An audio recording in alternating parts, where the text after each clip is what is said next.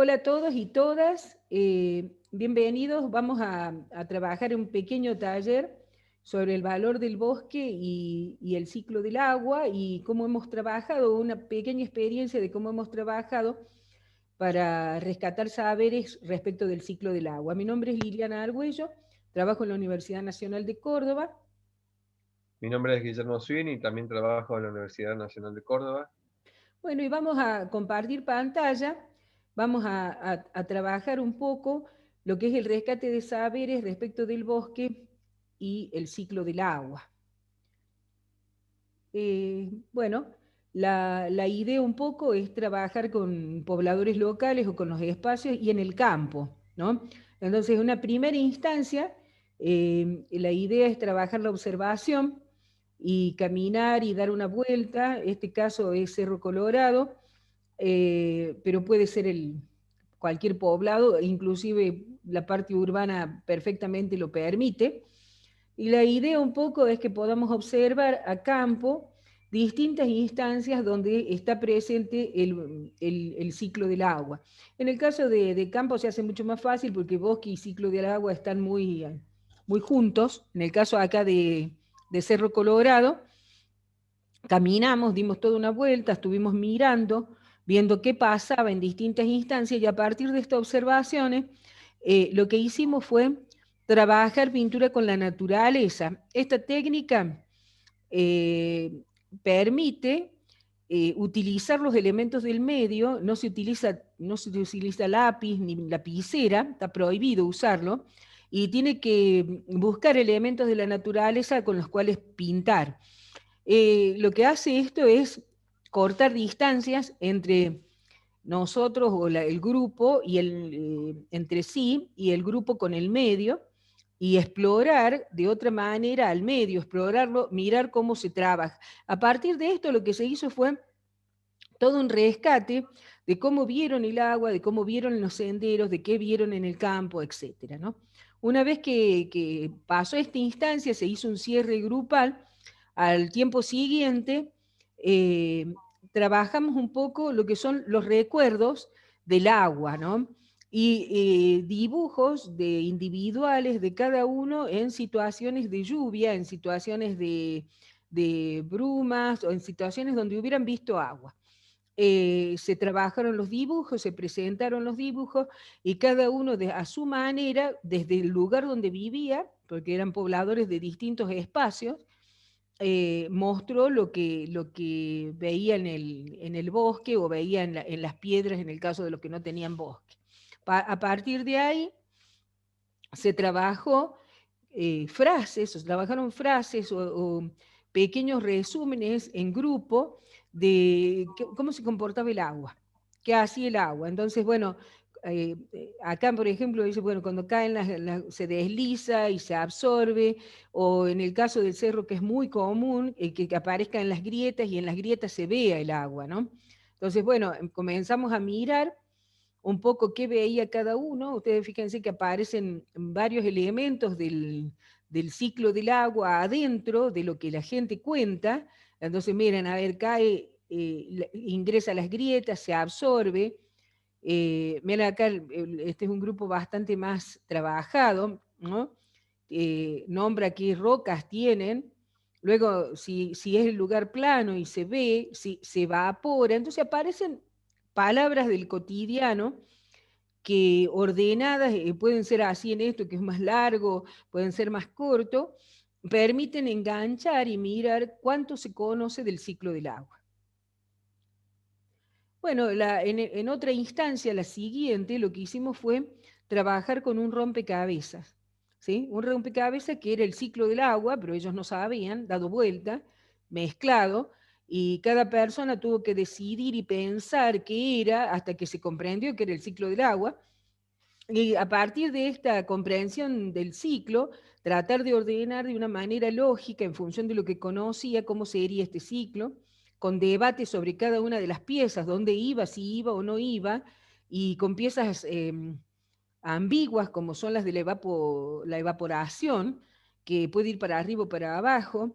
Bueno, el grupo se puso de acuerdo y logró montar o armar un ciclo del agua, que en este caso es un ciclo que hice yo, que lo montamos y sacamos una fotocopia grande, es decir, puede ser cualquier ciclo del agua, el que cada uno elabore. Acá en este caso el ciclo tiene trozos urbanos, tiene trozos rurales, tiene un trozo bajo tierra, ¿no? Entonces permite el debate y la discusión. Bueno, una vez que se hizo eso, al tiempo siguiente, ustedes fíjense que esta es una tarea, es una secuencia larga de trabajo. Eh, en el poblado normalmente trabajábamos acá en este sector y este es el Cerro Veladero, que es un cerro muy conocido en Cerro Colorado, que es un cerro con mucha facilidad de acceso. Esa facilidad de acceso le da que esté bastante deteriorado porque los fuegos han accedido, la gente ha accedido, las cabras han accedido. Entonces, lo que hicimos fue marcar, fíjense que yo acá los dejé medio armados, no los marqué del todo, marcar espacios con distinta cobertura vegetal. Entonces separamos lugares con más vegetación y con menos vegetación, lugares que tuvieran más árboles y menos árboles, lugares donde había más roca, ¿sí? Y se separaron 5 lugares. En estos 5 lugares fuimos a campo, los separamos, mientras los estábamos separando entramos a mirar, ver cómo era la pendiente, cómo trabajaba el agua, porque acá está claro, miren que ahí hay un espacio donde el agua se colecta, está claro que acá arriba hay algo más de bosque que acá abajo, y acá hay un poco de bosque protegiendo. Se miraron esas situaciones y con todos a campo tratamos de llenar esta ficha, que es una ficha de relevamiento ambiental. Esta ficha tomamos unas cintas y con esa cinta métrica miramos qué largo tenía o cuántos eran árboles, arbustos, cuántos eran rocas, y se fue marcando. Y la idea un poco de esto era tomarla en cada situación que habíamos detectado para que aparecieran cuánta cobertura de árboles tenía, cuánta cobertura de hierbas y de roca había. Bueno, también si había animales en el sentido de que cuánto pisoteo tiene, o si había evidencias de la actividad humana, como puede ser un tocón o basura, o que esté quemado, etcétera, ¿no? Se llenaron estas fichitas muy sencillamente y se caracterizó cada espacio. Cada espacio caracterizado se nombró. Y lo que hicimos fue preguntar cómo le llamaba a la gente a las especies, cómo llamaban a cada una de las especies que estaban. Entonces, nombramos a los espacios de acuerdo a si dominaban los árboles, si dominaban los arbustos, las hierbas o las rocas. Bueno, otra cosa que hicimos, ahí la va a explicar Guillermo, que es, bueno, mirar un poco las pendientes. ¿Sí? Guille. Claro, para conocer el funcionamiento del agua en cada uno de los sectores que se seleccionaron, se utiliza el programa Google Earth, que es gratuito y se puede instalar en una computadora. Y una de las funciones que tiene es que haciendo un trazo con una ruta o con una regla para medir distancias, se le pide al programa sobre el menú de diálogo de la izquierda, se puede que hicimos en el sector que nos interese evaluar y se despliega una opción para ver el perfil de elevación. Eso nos permite ver qué inclinación tiene el terreno en ese lugar. Ahí está la indicación de cómo hacer la ruta o cómo hacer la medida con la regla. Y una vez que hacemos el trazo, le pedimos ahí que en esa línea, por ejemplo, que está sobre justamente el Cerro Colorado, nos muestre un perfil de elevación. En ese sentido, lo que tenemos es la posibilidad de ver qué altura máxima hay en el lugar y cuál es la inclinación o la pendiente del terreno, y esa información se puede incorporar a la descripción del sitio para continuar el análisis del comportamiento del agua en el lugar. Ahí se hicieron varios ejemplos para ver distintas situaciones y finalmente se eligió uno.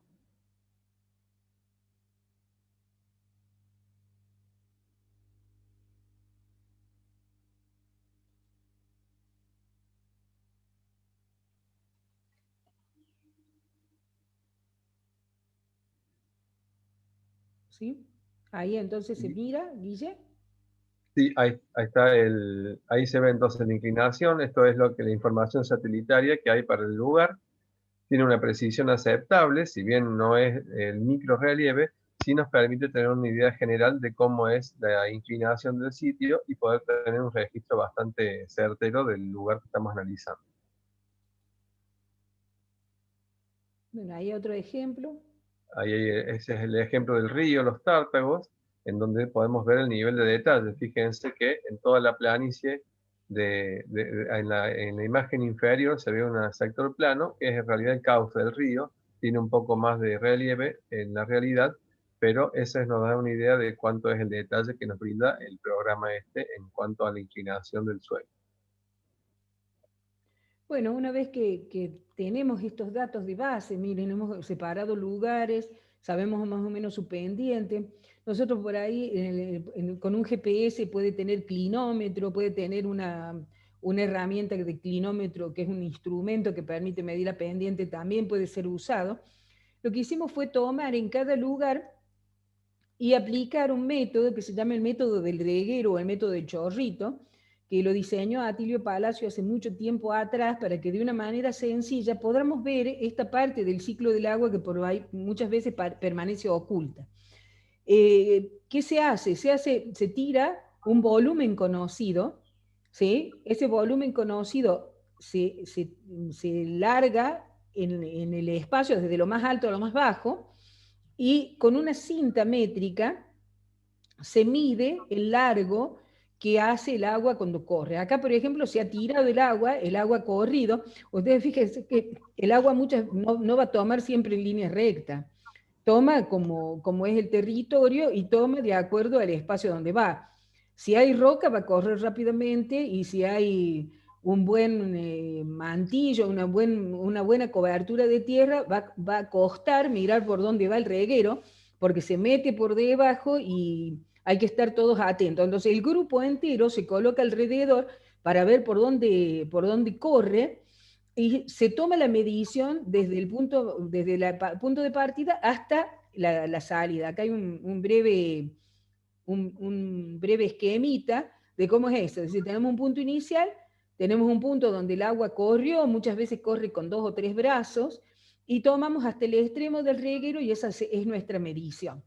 Así se hizo adentro del bosque, adentro del arbustal, adentro de la roca peladar o el peladar que teníamos. Acá ustedes fíjense, está todo el grupo mirando para ver dónde sigue y debatiendo si cuál lado se toma. Ven que el reguero tiene varias puntas. Bueno, se toma siempre la que llega más largo.